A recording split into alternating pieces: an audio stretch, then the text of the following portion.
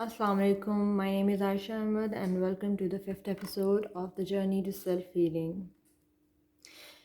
तो जी आज हम बात करेंगे उन प्रैक्टिसेस के बारे में जो हमारे माइंड और बॉडी को हील करने में हेल्प करती हैं।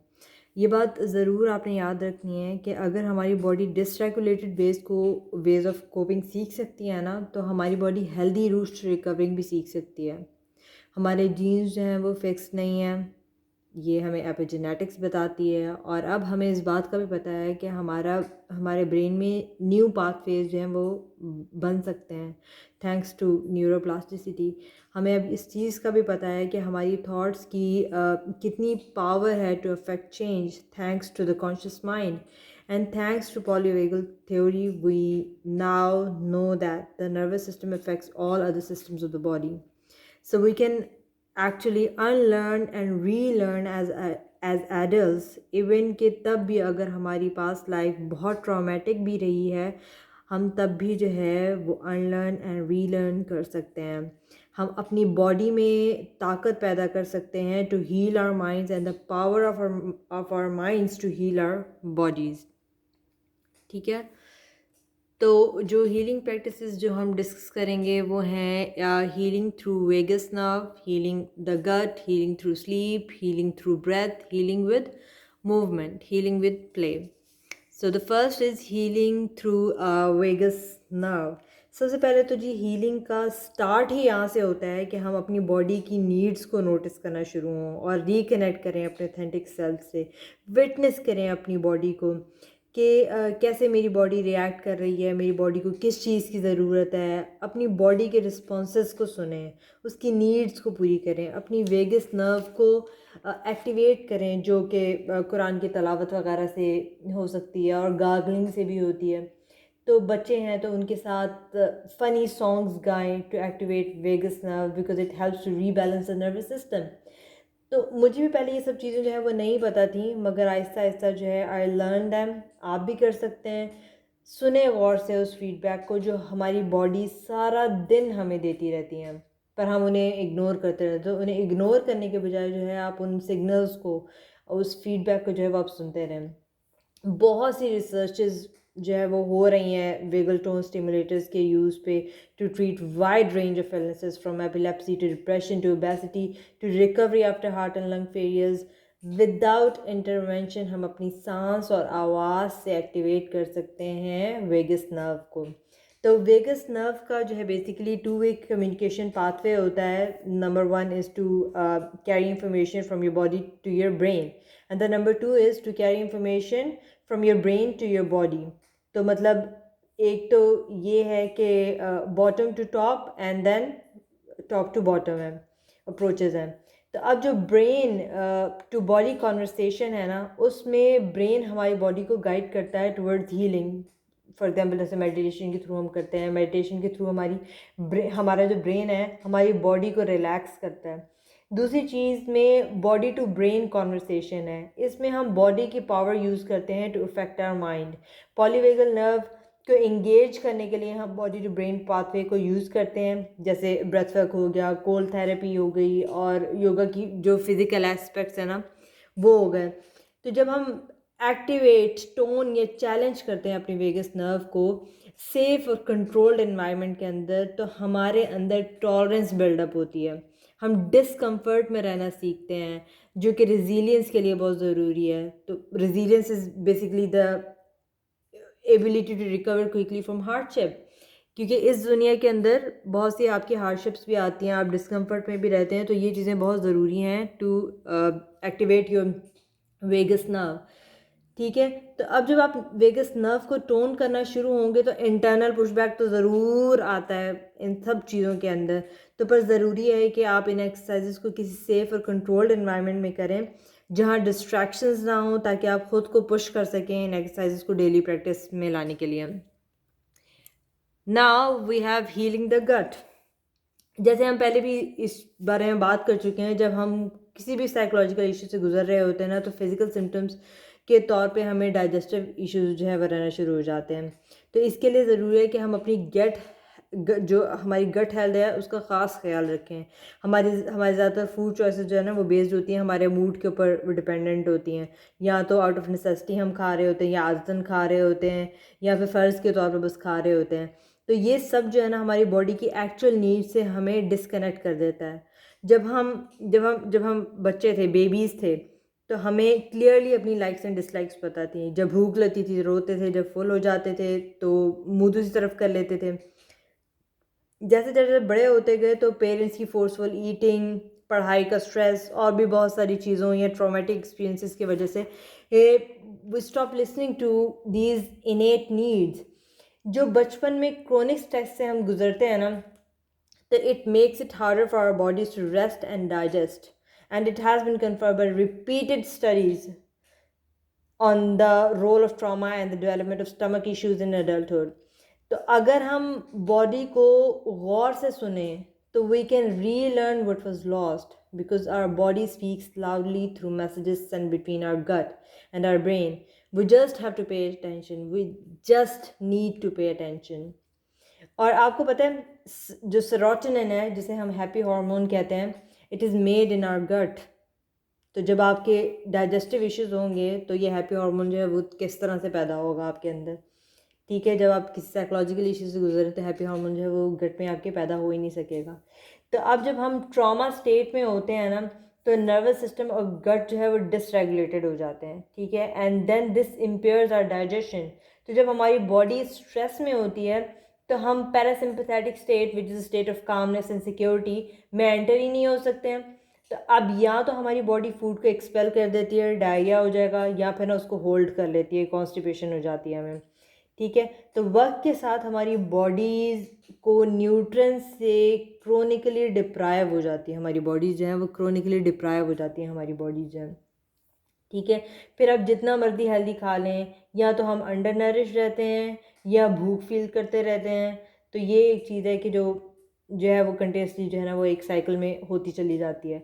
तो अगर हमारी डाइट हेल्दी नहीं है, जिसमें मतलब शुगर है, प्रोसेस्ड कार्बोहाइड्रेट्स हैं, वेजिटेबल ऑयल्स हैं, जैसे हमारे कनोला ऑयल, सनफ्लावर ऑयल, ये चीज़ें यूज़ होती हैं, तो ये हेल्दी डाइट में नहीं आती, by the way, just telling you. तो जो हमारी इंटेस्टाइनल लाइनिंग है ना वो इन्फ्लेम होना शुरू हो जाती है।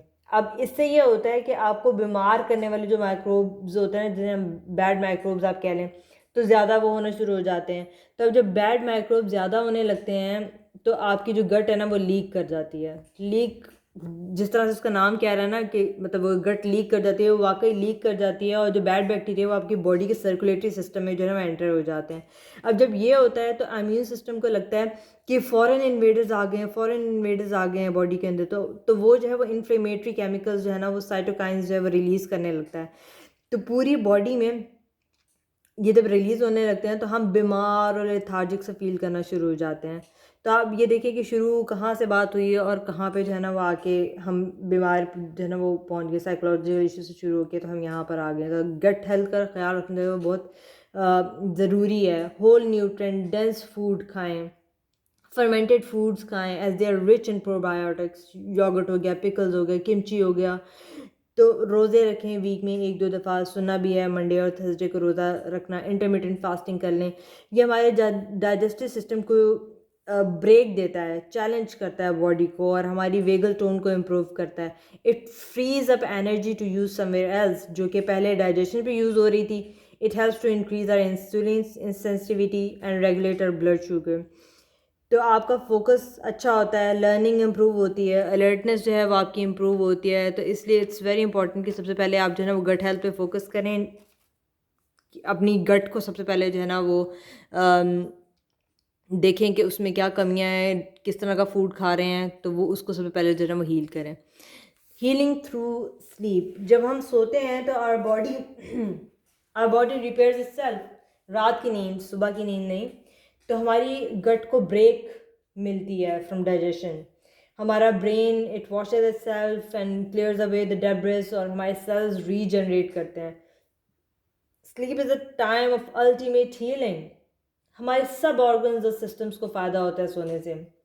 Sleep deprivation is linked to depression, heart diseases, cancer, obesity, Alzheimer's disease, etc. 45 years से जो लोग ऊपर हैं ना, अगर उनकी 6 आवर से कम नींद है तो it increases the chances of heart attack और स्ट्रोक बाय 200%। तो इसलिए ये बहुत ज़रूरी है कि यंग एज से ही हम अपने बच्चों को भी प्रॉपर नींद लेने दें और ख़ुद भी प्रॉपर नींद लें रात की। प्रायोरिटाइज़ करें अपनी नींद को, ये आपकी मेंटल एंड फिज़िकल हेल्थ के लिए बहुत ज़रूरी है। पहला स्टेप है कि आप एसेस करें कि आप असल में कितना सोते हैं। बेड पे आप 9 बजे तो चले जाते होंगे, लेकिन 11-12 बजे तक आप स्क्रॉलिंग करेंगे फ़ोन पे, तो आप सोए तो तभी ना जब आपने फ़ोन साइड पे रखा है। तो ऑनेस्टली अपनी स्लीप पैटर्न्स को नोटिस करें। सोने से पहले अपनी बॉडी एंड माइंड को रिलैक्स स्टेट में लेके आएँ थ्रू ब्रीदिंग टेक्निक्स। चाय कॉफ़ी वगैरह जो हैं उसको 3 बजे के बाद ना पिएँ।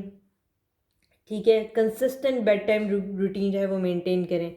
जैसे मैं 4:30 बजे से जो है ना, शाम 4 साढ़े 4 बजे से ये सब वाइंड अप करने लग जाती हूँ, जबकि डिनर अराउंड 6 होता है मेरा, और अराउंड 9 जो है वो हमारा सोने का टाइम होता है। तो सोने